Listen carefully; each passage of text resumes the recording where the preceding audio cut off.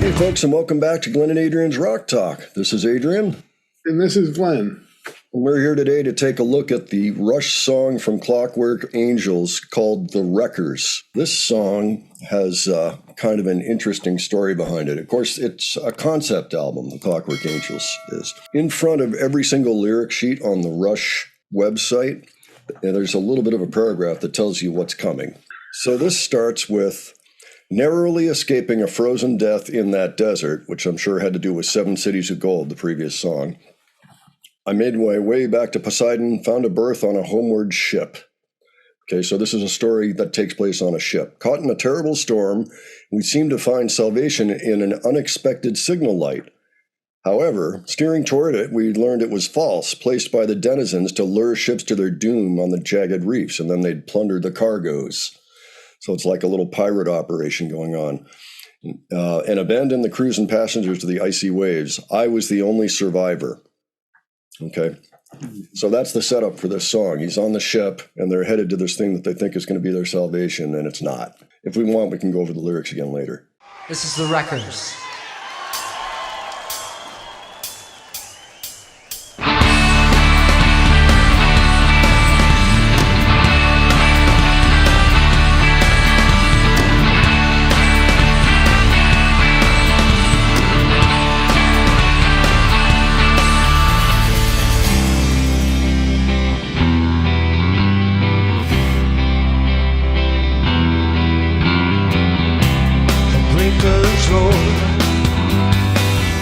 On an unseen shore, in the teeth of a hurricane. Oh, it's all in vain. A hellish night, a ghostly light appears through the driving rain. Salvation in a human chain. All I know is that sometimes you have to be wary of a miracle too good to be true. All I know is that sometimes the truth is contrary. Everything in life you thought you do. All I know is that sometimes you have to be wary. Sometimes